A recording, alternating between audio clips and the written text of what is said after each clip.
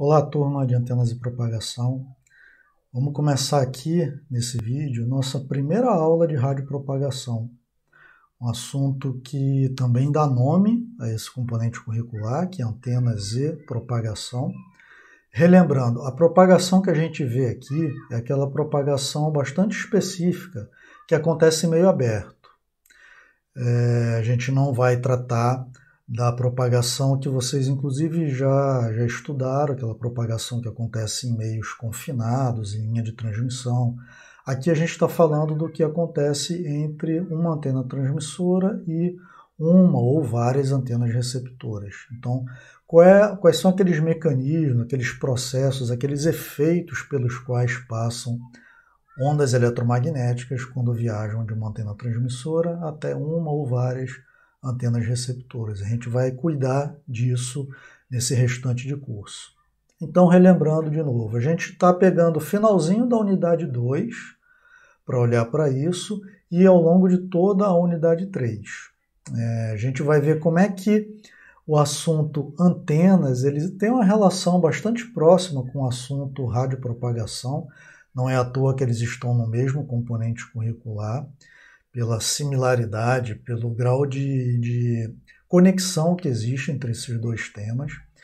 Esse vídeo aqui é um vídeo relativamente curto, a gente vai ter um primeiro contato. Eu não vou falar tanto assim de teoria, a gente vai dar uma olhada bastante por alto em algumas das ideias de radiopropagação, por que se estuda radiopropagação, o que é estudado em radiopropagação. Tá? Então vai ser uma ideia geral para depois, aos poucos, a gente ir aprofundando. Lembrando que mesmo que a gente aprofunde, isso daqui é um curso introdutório sobre radiopropagação. Haverá muitos assuntos de radiopropagação ainda, muitos aprofundamentos, principalmente uma parte muito mais probabilística, que a gente não vai tratar com tanta profundidade aqui, pelo fato de não haver tempo para isso no curso introdutório. Tá? Então vamos lá, vamos começar a dar uma olhada nesse assunto. De uma maneira muito simples, porém bastante completa, abrangente, a gente pode dizer que seria a interação de ondas eletromagnéticas com elementos presentes no canal, onde elas se propagam. A gente estuda isso em radiopropagação. Tá? Então, você lança uma onda, uma coisa é ela ser lançada no vácuo, sem nenhum obstáculo, sem nenhum objeto nas proximidades. Outra coisa é ela interagir com o ambiente. A gente já teve a oportunidade de falar um pouquinho, lá no estudo de antenas filamentares, uma das últimas coisas que a gente viu, a respeito, por exemplo, da interação com o solo, interação de uma antena com o solo. A gente vai ver que em radiopropagação, uma vez que aquela onda é viajante, ela foi lançada da antena, o solo também tem um impacto na radiopropagação. A gente viu um impacto na antena propriamente dita. Existe um impacto na própria radiopropagação também, um impacto muito relevante que a gente vai olhar com bastante cuidado para isso. Então, o meio ele vai prover essa interação com a onda eletromagnética. Então, coloquei aqui alguns exemplos, começando do espaço livre, assunto que a gente já viu na unidade 1, formulação de Fries. É aquele caso que eu acabei de relembrar, imagina que você está no vácuo, e aí a interação com elementos do ambiente, de fato, não vai existir. E aí é meramente aquilo que a gente conhece por atenuação em espaço livre. Não tem chão, não tem parede, não tem teto, não tem obstáculos, não tem mobiliário, não tem veículos, não tem nada. Como se a gente estivesse no vácuo, e vocês a essa altura já entenderam muito bem o que é a atenuação de espaço livre. Atenuação em líquidos, água, colocar uma onda eletromagnética para atravessar a água. Essa água ela pode ser pouco salina, muito salina. Se ela é mais salina, ela é mais condutora, vai ter algum efeito. Se ela é menos salina, vai ter outro efeito. Vamos ver que não é apenas quando a gente coloca a onda para atravessar um volume de água, em que a água tem alguma importância em radiopropagação. A gente vai aprender também que se você está fazendo onda viajar por cima de uma superfície d'água e não pelo meio dela, a água também tem uma influência bastante significativa. Tá? A gente vai estudar, da forma como a gente estuda o efeito do solo, que está ali por baixo da propagação, que está acontecendo ali acima do solo, a água também provê um efeito bem significativo e que precisa ser levado em conta. Vegetação, locais que têm vegetação densa, é necessário levar em conta o efeito da vegetação, se sua onda vai viajar por cima, né, dessa vegetação. Existem muitos estudos na literatura a respeito do efeito de vegetação, árvores, folhagens sendo modeladas segundo estruturas, e que isso a gente usa para fazer cálculos teóricos para a gente poder fazer uma previsão aí dos efeitos de propagação devido à vegetação. Muitas medições também se faz. Existe muita medição no Brasil.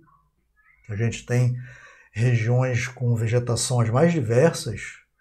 A gente tem a parte amazônica, a gente tem a parte de semiárido, a gente tem muito tipo de vegetação distinta.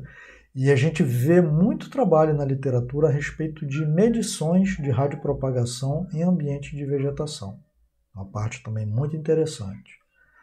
Solo e relevo, como eu já falei um pouquinho, devem ser levados em conta. No caso de relevo, uma outra coisa que a gente vai dedicar uma aula, um vídeo especificamente para isso. Efeito de um relevo quando você tenta fazer uma transmissão, por exemplo, que tem uma montanha obstruindo essa transmissão. Tem um edifício, isso é muito comum em cidades. Você vai fazer uma transmissão e tem um edifício no meio do caminho. Como é que você consegue chegar à conclusão, um projetista, se aquele edifício vai ser um impedimento para a propagação ou se não, se você pode fazer aquele enlace de radiocomunicação ligando duas antenas, mesmo com a presença daquele edifício, ou então numa área mais suburbana ou rural, a presença de uma montanha, se aquilo vai ser um impeditivo ou não. E outros elementos da atmosfera, ou então elementos construídos pelo homem, edificações, que interajam com a onda eletromagnética. Então isso tudo é objeto de estudo em radiopropagação. Comportamento estatístico do resultado dessas interações. Então haverá todo tipo de interação. Uma coisa muito importante quando a gente está falando do meio aberto, canal não confinado, que é esse comportamento estatístico, um comportamento probabilístico, muitas vezes um comportamento estudado do ponto de vista estocástico, processos estocásticos, que é um ramo ali, um grande ramo ali de toda a teoria de probabilidade, que é o fato de que o ambiente ele muda. Então, se você está calculando propagação num ambiente urbano, numa determinada condição, pode ser que dali a pouco tempo essa condição tenha se alterado. Um sinal de trânsito que estava fechado, então houve um acúmulo de veículos ali numa determinada região, e aí esse sinal abre e esses veículos começam a fluir. Imagine uma radiopropagação que esteja acontecendo, atravessando essa rua aí, esse volume de veículos, situação extremamente corriqueira em comunicação celular, por exemplo. Então é uma comunicação que ela é afetada por essa mudança que acontece no ambiente. Imagine numa sala de aula, lá na nossa época do ensino presencial, uma sala de aula em que haja ali propagação, afinal de contas, existe ali os aparelhos celulares de todos os alunos ali, então, em geral, estão com cobertura ali, então essa cobertura está vindo de algum canto, está entrando pela janela, está entrando pelas paredes, está entrando pela porta da sala. Imagine a diferença entre uma sala vazia e uma sala muito cheia de alunos. Entre uma porta fechada e uma porta aberta. Janelas fechadas, janelas abertas. Isso tudo altera como é que está chegando o nível de sinal no aparelho celular de cada um de nós. E é um comportamento altamente dinâmico. Se é um comportamento dinâmico, a gente vai precisar, inevitavelmente, de trabalhar com modelagem que é probabilística. Então, como é que o sinal atenua e como é que é a variabilidade desse sinal, como é que ele oscila. Dispersão temporal de sinais parece ser uma coisa meio estranha, meio difícil, mas não é complicado de entender. Você lança um sinal por uma antena, quantas versões desse sinal lançado vão chegar no nosso celular? Geralmente, várias versões. Se você está vendo aquela antena, vai chegar uma versão que é o que a gente chama de raio direto. Tipicamente vai ser aquele que vai chegar mais rápido e, grande parte das vezes, é o que vai chegar mais forte também. Mas vai ter aquele raio que viajou, bateu em determinado obstáculo, refletiu e vai voltar no seu celular. Ele viajou por mais tempo. Né? Tipicamente é um sinal que vai chegar mais fraco. Por ter se propagado por mais tempo, por ter interagido com alguma estrutura do ambiente, ele vai chegar mais fraco. Vai ter aquele que vai lá muito longe, refletir num prédio e voltar também no seu celular. Então haverá inúmeras cópias, a gente chama de multipercursos, percorridos por aquele sinal original lançado da antena e que vão chegar no seu celular. E vai ser uma composição fasorial ali naquele receptor e dinâmica, porque o ambiente está mudando. Reparem que mesmo se a gente, que vai atuar como receptor, o nosso celular, mesmo se ele estiver ali parado em cima de uma mesa, a dinâmica do ambiente vai fazer aquele nível de sinal oscilar. Algo que talvez vocês já tenham percebido. Você está parado num lugar e muitas vezes aqueles pontinhos que indicam o nível de sinal, às vezes sofre uma certa flutuação. O ambiente está mudando. A torre está parada, você está parado, o ambiente, o canal de radiopropagação é dinâmico. E se a gente se move, aí então você está juntando as duas coisas, a nossa dinâmica, a dinâmica do ambiente, e certamente aquela composição fasorial no receptor vai se alterar. Esse tipo de coisa dá para a gente estudar. Despolarização de campos. Polarização é um assunto que a gente já revisou.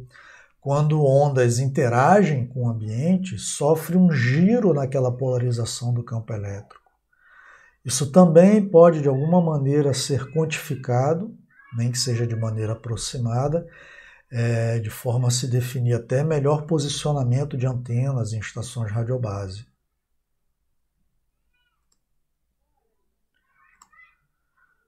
Bom, por que conhecer a respeito de propagação? Isso daqui é uma continuação do que a gente viu ainda há pouco. Muito do que eu disse até ainda há pouco explica, de certa maneira, por que a gente tem que conhecer, por que a gente tem que estudar a radiopropagação. Tá? Mas a gente poderia fazer uma pergunta que é a seguinte. Radiopropagação é estudado há muito tempo, em várias faixas de frequência. Cada faixa de frequência tem o seu comportamento muito específico quando ela é lançada no meio não confinado. Isso é estudado há bastante tempo, de maneira teórica, de maneira empírica, fazendo medições, divulgando trabalhos na literatura científica especializada. Alguém pode fazer a pergunta de o que ainda há para se estudar? Por que hoje em dia ainda é alvo de estudo a radiopropagação? Bom, existe um interesse muito grande em sistemas sem fio. Vocês conhecem aí um pouquinho de todas as gerações que existem de comunicações celulares. Ainda vão aprender muito mais quando pagarem componentes curriculares específicos sobre isso. Mas a gente sabe que, por exemplo, quando esse vídeo está sendo gravado, a gente tem uma maturidade razoavelmente boa a quarta geração dos sistemas de comunicações sem fio e em alguns locais do mundo a quinta geração, o 5G, instalado, funcionando, e a gente no aguardo dessa tecnologia chegar de maneira bastante consistente aqui no país. Já se fala de um meio termo, 4G, 5G, existem operadoras falando a respeito disso, que já começam a ofertar isso, mas a gente está no momento de aguardar de fato a chegada do 5G. Essa evolução, ela é contínua. A gente não consegue vislumbrar, que é o que eu digo aqui, não se vislumbra um fim para esse processo. Os mais curiosos entre vocês e que leem sobre esse assunto já devem saber que já há algum tempo se fala sobre o 6G, a sexta geração. Já está se falando nisso. E vocês podem ter certeza que quando a gente chega ao ponto de já ter tornado público, já haver notícias na imprensa a respeito de 6G, podem ter certeza que já existem várias cabeças por aí ao longo do planeta pensando no que virá depois do 6G. Que a gente não sabe se vai ser chamado de 7G, há quem diga que essa nomenclatura 5, 6, 7 em algum momento vai acabar e vão começar a dar outras denominações, mas isso também pouco importa. O fato é, haverá continuamente esse avanço, sempre haverá uma necessidade de a gente buscar por mais taxas de transmissão, por menores latências e por a gente conseguir abraçar uma grande quantidade de aplicações antes impensáveis por meio de comunicação sem fio, com altíssima confiabilidade, alta taxa de transmissão, baixa latência, o que significa sistemas respondendo muito rapidamente. E aí a gente consegue vislumbrar uma quantidade de aplicações que a gente não pensava antes. Então, olha, como é que a gente garante níveis adequados de recepção em um canal que não é determinístico, ele é probabilístico, ele é estocástico? Realizar projetos de forma puramente empírica, baseado só em medições, e descobrir como é que são as coisas só por meio de medições, pode ser muito caro e imprevisível. Então, são razões que justificam muito bem que ainda hoje a gente precise sim estudar, entender, tentar modelar de maneira teórica, de maneira probabilística, da maneira que for, os canais de radiopropagação, que vão operar esses sistemas que nós estamos desenvolvendo.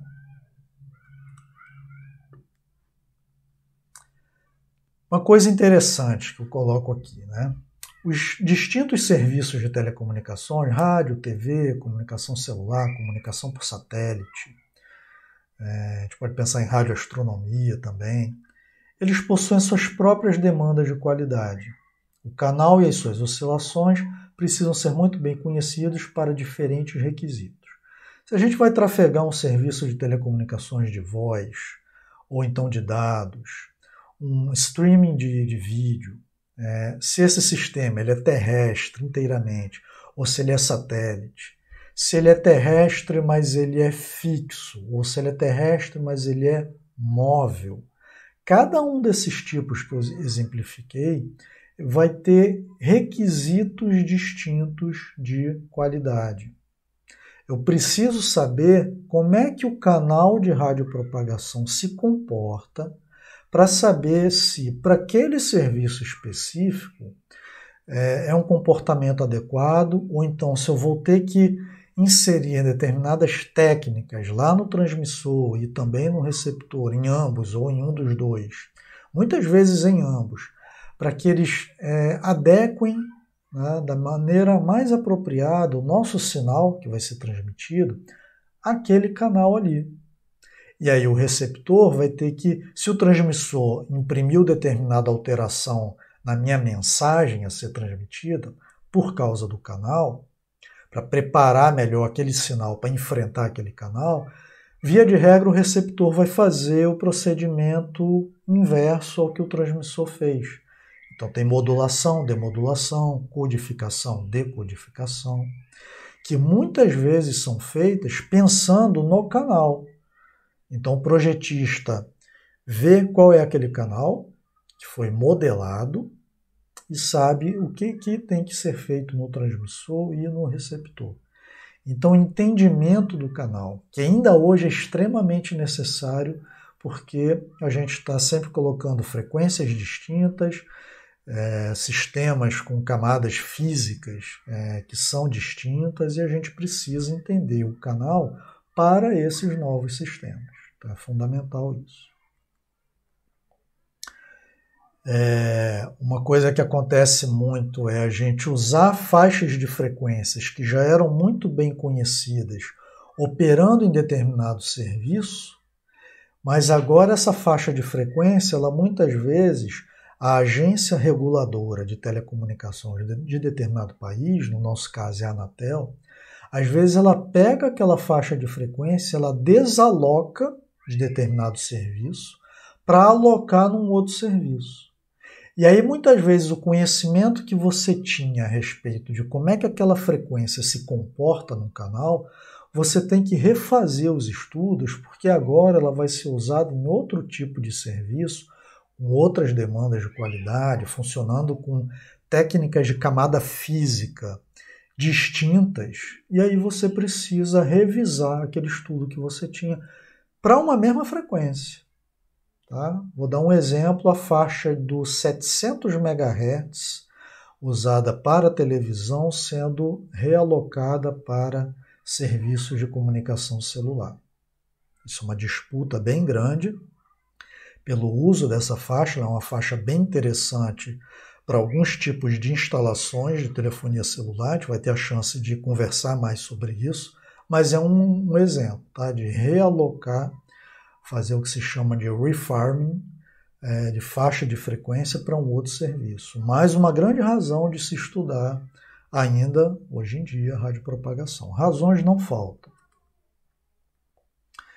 Então, finalmente, quando a gente estuda muito um canal, um grande objetivo que a gente tem, como resultado desse estudo, é ter um modelo de predição para esse canal. O que é um modelo de predição? É um equacionamento que, se eu jogo ali algumas características do meu sistema e também do canal, eu vou descobrir qual é a atenuação de propagação em cada um dos pontos daquela região ali, que eu modelei a propagação naquela região. Então eu chego num equacionamento.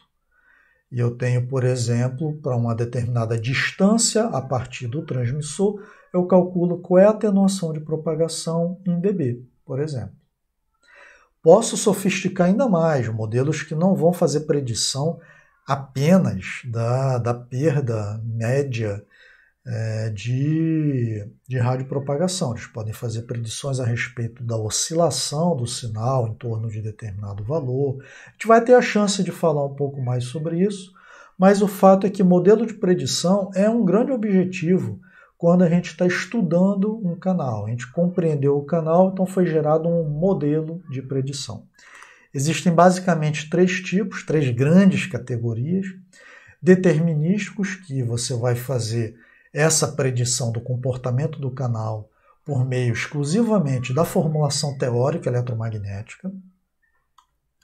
Existem os empíricos, que ao contrário do anterior, você vai fazer medições em vários pontos desse canal, vai voltar para o escritório com vários pontos de acordo com a distância, vai tentar encaixar uma determinada curva ali e você tem a expressão daquela curva.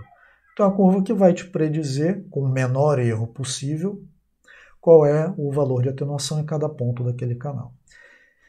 E existem os mistos, tá? Os semi-empíricos ou semi-determinísticos, que vão usar um pouquinho de cada coisa. Você vai partir de uma conceituação teórica, que você vai deixar alguns parâmetros ali naquela fórmula em aberto, para serem obtidos por meio de medições que você vai fazer um ajuste daqueles parâmetros em cima de uma formulação teórica. Tipicamente é desse jeito. Então ele acaba tendo o que há de bom em cada um desses aí, também o que há de ruim em cada um deles. A gente vai conversar melhor sobre cada um desses três tipos, o que tem de bom, o que tem de ruim, tá? Bom, então um pouquinho de teoria. O tipo de serviço que a gente vai operar, telecomunicações, ele é muito importante porque ele costuma estabelecer uma faixa de frequências que é mais interessante para o tipo de propagação que eu quero que aconteça naquele tipo de serviço. Pensar em radiodifusão, televisão. Televisão, tipicamente, você tem uma torre posicionada num ponto alto daquela localidade e que a operadora de TV gostaria muito que apenas com aquela torre ela atingisse todas as residências. Isso já define uma faixa de frequência que é mais interessante e já exclui uma ampla faixa de frequências que não vai dar muito certo para esse objetivo. Tá?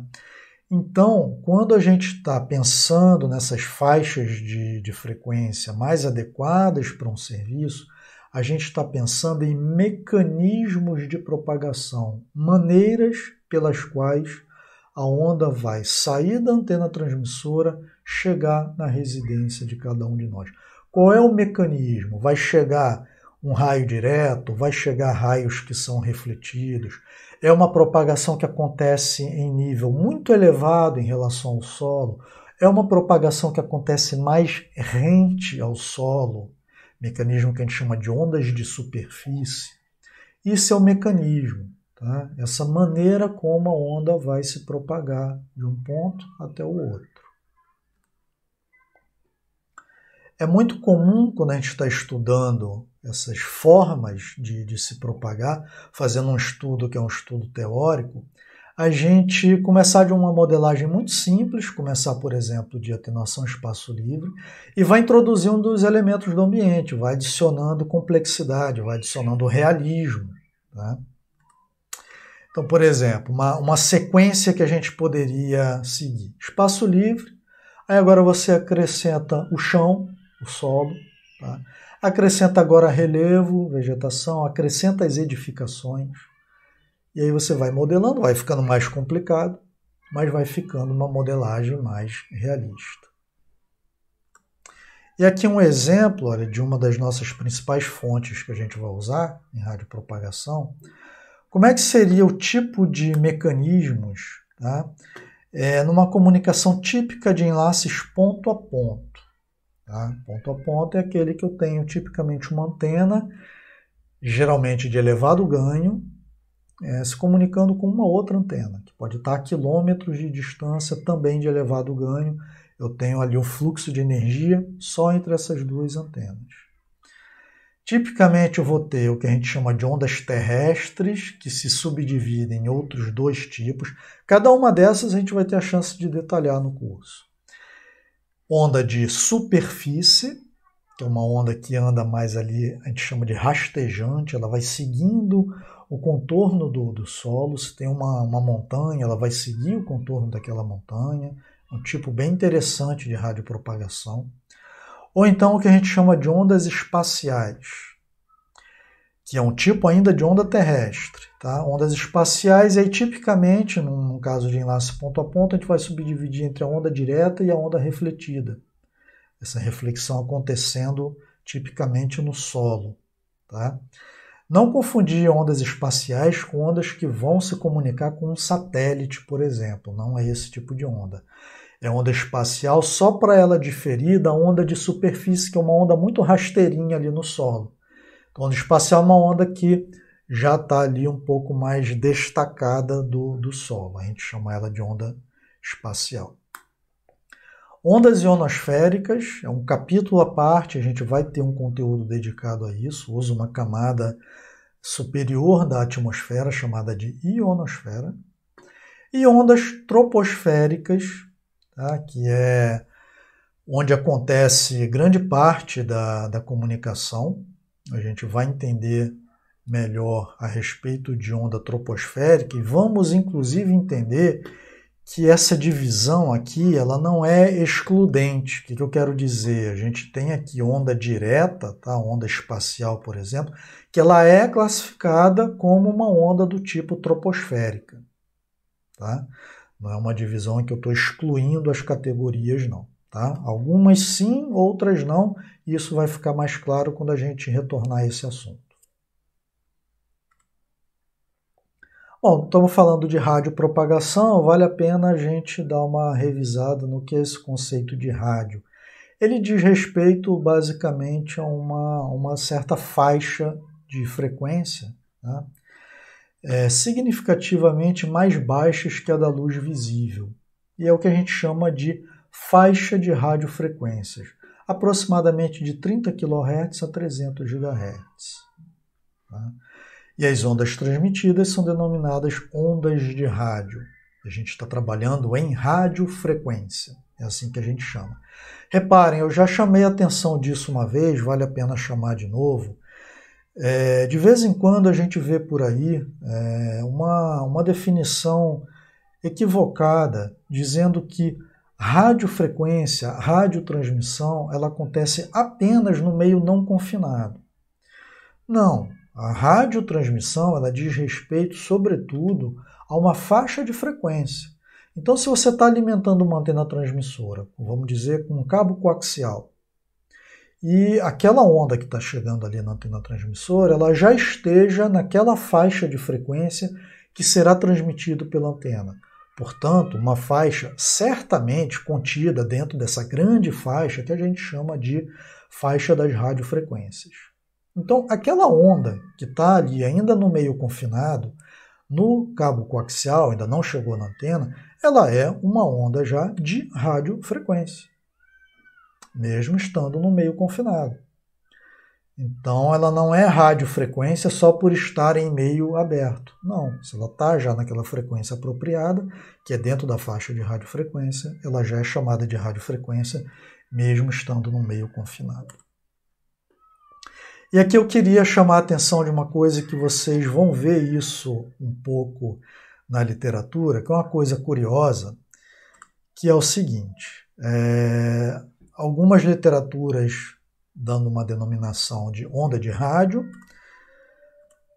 Onda de rádio, tipicamente também chamada de RF, RF é de radiofrequência, é muito comum a gente chamar de RF. No próprio curso a gente vai se habituar a dar muito essa denominação RF.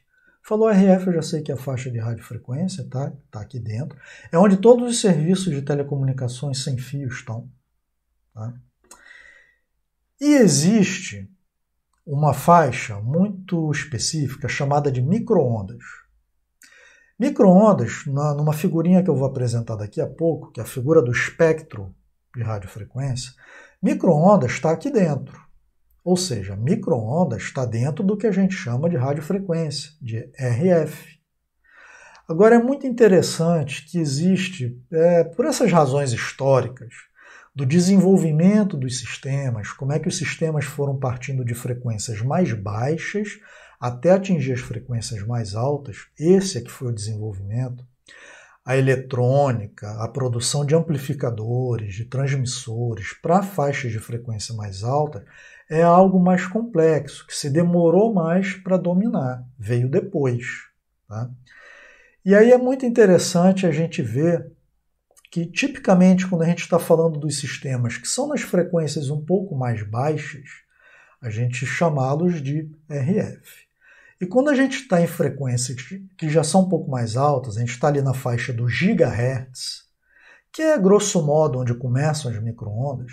Dependendo da literatura, vocês vão ver esse início das micro-ondas dito de maneira um pouco distinta, tá? Mas é ali em torno dos 2 GHz aproximadamente, tá? Que a gente começa a falar que são as micro-ondas. Tá? Varia um pouquinho de autor para autor. E aí, quando você está trabalhando nessa faixa, aí muitas literaturas, livros, não falam de RF, falam que é micro-onda. Tá? O que é meramente uma distinção histórica, tá? Mas tudo isso está dentro de radiofrequência. Eu trouxe um exemplo aqui interessante de um site que existe, bastante conhecido, e olha como é que é o nome dele. Tá? Micro-ondas IRF. Se fosse para fazer mesmo essa distinção. Tá? Quer dizer, faixas mais elevadas e RF, que seriam aquelas faixas ali um pouco mais baixas. Quando, na verdade, se isso aqui se chamasse unicamente RF, já estaria englobando tudo. Tá? Existem livros, vocês vão ver capa de livro assim desse jeito também, micro-ondas e radiofrequência. Então não se confundam. A radiofrequência ela abrange tudo sim. E essa distinção é meramente para destacar faixa mais alta, faixa mais baixa, uma coisa histórica. E aqui é o espectro, olha, a gente está partindo para o final do vídeo. Espectro eletromagnético, vocês vão ver isso na internet, em livros. Essa figurinha é uma figurinha clássica. Qualquer livro de radiopropagação vai ter alguma versão aí dessa figurinha. E se vocês buscarem por radiopropagação, espectro radioelétrico ou de radiofrequência na internet, vão achar um monte de versão dessas figuras. Essa é uma que eu acho interessante porque ela tem aqui em cima uma escala de comprimento de onda, tá? Então, as maiores estão à esquerda e os menores comprimentos de onda estão para a direita. O que quer dizer que nessa escala aqui de baixo de frequência, o que acontece é o contrário, né? Então, frequências mais baixas estão aqui para a esquerda e as mais altas estão lá para a direita. Então, é uma figurinha em que a frequência está aumentando para a direita. O que mostra também? Os tipos de fonte que a gente encontra por aí, tanto fontes naturais como fontes criadas pelo ser humano, que emitem naquelas faixas ali de frequência. Aqui mais em cima, junto com esse eixo do comprimento de onda, uma coisa bem interessante, que são estruturas que a gente conhece por aí, um campo de futebol, uma casa, uma bola de beisebol e outras coisas, vai ficando cada vez menor, estruturas que têm o tamanho daquele comprimento de onda, só para a gente fazer uma associação bastante direta. Então aqui, ó, comprimento de onda tão grande que é da ordem de grandeza de um campo de futebol. E se eu vou muito lá para a direita, comprimento de onda da ordem de uma molécula de água, já muito pequeno. E finalmente, aqui no meio, a forma típica com que a gente costuma dar nome àquela faixa ali de frequência. Então aqui, olha como é que essa figura também faz essa distinção. Ondas de rádio, essa parte mais baixa, micro-ondas, mas na verdade, olha só, se eu começo daqui e vou até aqui, isso tudo aí, a gente está falando dessa grande denominação de radiofrequência, tá? Mas aí a gente parte para algumas coisas que já não são mais radiofrequência, e aí tem faixa de luz visível, infravermelho, ultravioleta, e aí a gente vai para raios-x, tá? Os soft e os hard, e a gente vai para raios gama, e aí a gente já entra numa parte aqui de elementos que são radioativos, todo mundo aqui operando numa certa frequência, mas que aí já não é mais de nosso uso em telecomunicações. A gente está falando muito aqui, ó, em ondas não guiadas, a gente está falando muito aqui, ó, nessa faixa que eu estou destacando aqui. E aí tem uso também em telecomunicações de luz, comunicações óticas, tanto guiadas como também em meio não confinado. Comunicação ótica não existe apenas dentro de uma fibra ótica. Então tem uma grande faixa aqui que nos interessa bastante e a gente vai, ao longo aí dessa parte de radiopropagação, explorar algumas dessas faixas. E aqui eu trago, mas é para a gente ver no nosso encontro síncrono, isso aqui é um arquivo que a gente consegue pegar gratuitamente lá na Anatel, e como é que é a destinação ou atribuição de radiofrequências no Brasil. Você pega o espectro todo de radiofrequência e como é que ele é destinado, cada pedacinho dele, para TV, para rádio AM, para rádio FM, para comunicação celular, para uso militar, para uso de satélite, para radioastronomia. Então, uma série de usos, a gente vai ver como é que é cada pedacinho. Isso eu mostro e a gente vai ter a chance de conversar no encontro síncrono. Então, pessoal, essa parte introdutória era até aqui que eu queria chegar, tá?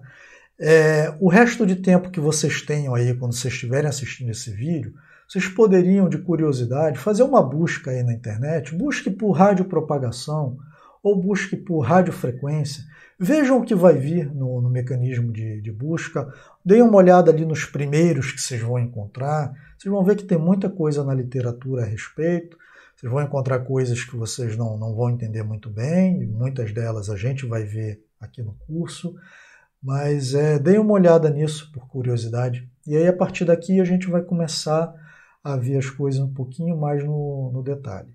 Tá bom? Então a gente fica por aqui. Obrigado por terem assistido e espero que vocês gostem desse assunto de radiopropagação que a gente vai explorar daqui até o fim do curso. Tá bom? Então até o nosso próximo encontro. Até mais.